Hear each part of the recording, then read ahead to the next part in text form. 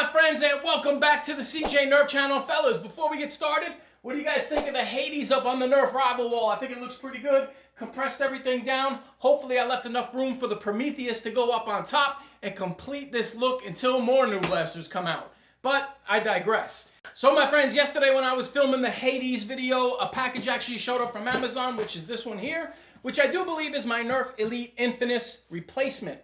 And I'm pumped up to get this back because I think in my heart, I believe I got a manufacturing defect in a lemon in the one that I received. Hopefully this one's gonna set the record straight. I'm really pumped up because I want this blaster. So let's get into this bad boy and complete the Nerf Elite Infinus review or re-review. Let's go, guys. For the average price tag of $69.99, here's what you're gonna get with your Nerf Elite Infinus.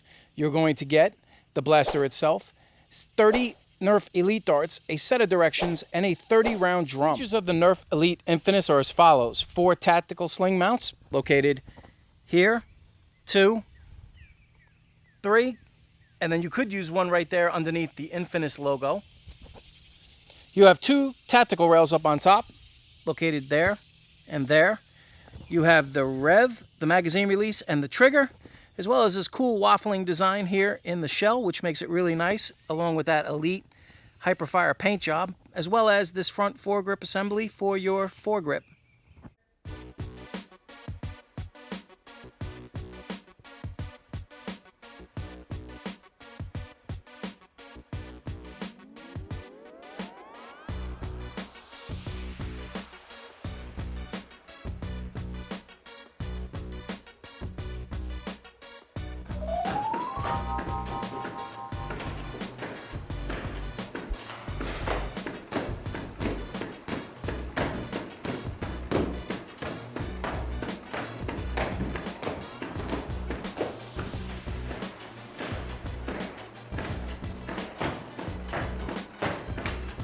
Friends, let's say you run out of ammo on the battlefield in your drum. As you see from the yellow indicator light, go ahead and load a single dart through the back mechanism, rev the flywheels, take the shot. You can actually do this in semi-automatic, which means if you're in a bind, this is actually a great way to actually still defend yourself if you don't have time to actually switch out that drum. All right, my friends, time to do this outdoor range test. We're gonna shoot 30 blue Elite darts, maximum range in full auto.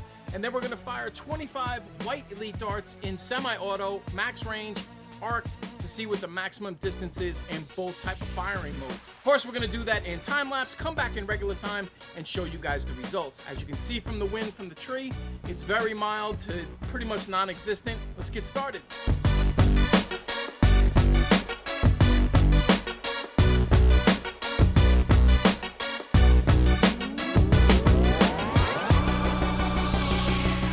My friends, you know something? That's what I'm talking about. That's what I expected with the Infinus on the first one I got.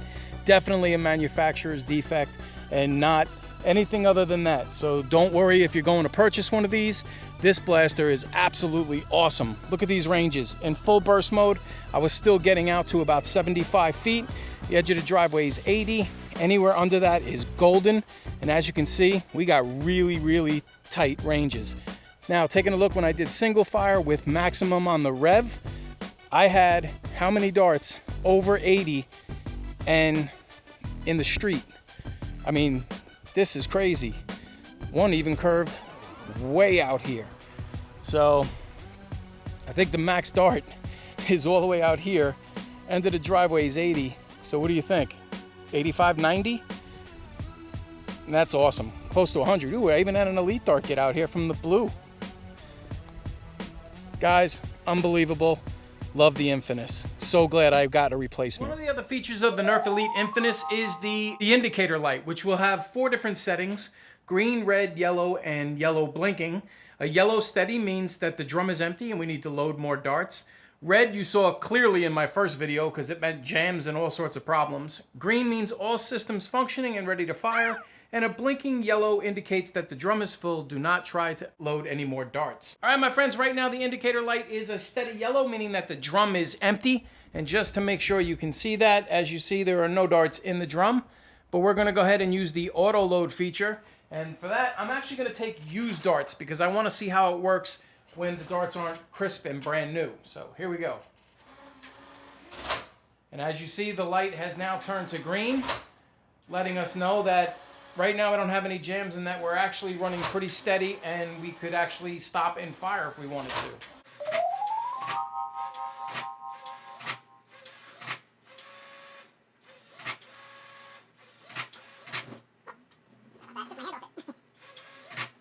Show you guys what I'm talking about. You can see the drum is starting to fill up. This is a pretty cool feature. I don't know if I'll actually use it. I mean, I kind of like I think it's a lot faster to load by hand. All right, guys, we're gonna finish off this drum and show you what happens to the green light once the drum is completely loaded. It should blink yellow.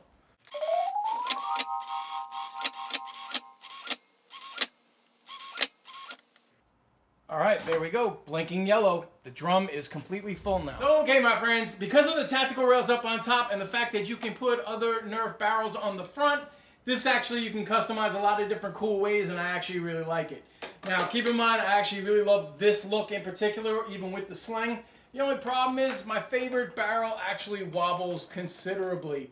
So, the Spectre barrel is actually really not gonna work. But to tell you the truth, the modulus one actually fits on here nice and is tight, so if you want to just switch to that, or if you actually got the new island pack, accessory pack that was like the modulus one, this one works really well. You can also pick this up on Lightake.com or Accustrike. I did get it there. It does not wobble nearly as much as the Nerf one, so it actually will work. I haven't even tried the modulus long strike barrel, but that actually works pretty cool. And let's finally check out the dual rail barrel, if that's one that you'd like to use also. Works nice, not a whole lot of wobble. A little bit, but nothing that's gonna hinder. All right, my friends, two things that I need to point out. They're not deal breakers by any means. I just want something for you to be aware of. And that's one, the 30-round drum sometimes sticks a little bit going in or is not as smooth as I would always like. And then sometimes it works really, really nice. But right there, see, it kind of caught on something. Nothing that, you know, really would slow you down too much. Just worth pointing out. You know, you might really think something's wrong in there when you're starting to do it at first. But it's just, see, right there's a good example. Right there's a perfect example. Sometimes that'll happen. It's not a huge deal. You just have to find that sweet spot and get it in. But it's just not as silky smooth as you're used to on a lot of other blasters. And then the second thing I'd like to point out to you, and only because this happened to me so many times in my first video when I was having all the problems with the feeding mechanism, was jams. And when you're trying to get them out. Now, as you can tell with today's video with the real blaster that works, I haven't had a jam yet today, and everything has been flawless, and I love it now. I'm so glad I replaced the one that I had in the last video. But there's not it's really hard to get your fingers up in there. So that's about as far as I can get it with an adult hand. And honestly, I can't even get 2 fingers through this door. So with all the jams I had in the last video, I had to actually use a screwdriver to sometimes pry some of the darts out because I just couldn't get my fingers in there.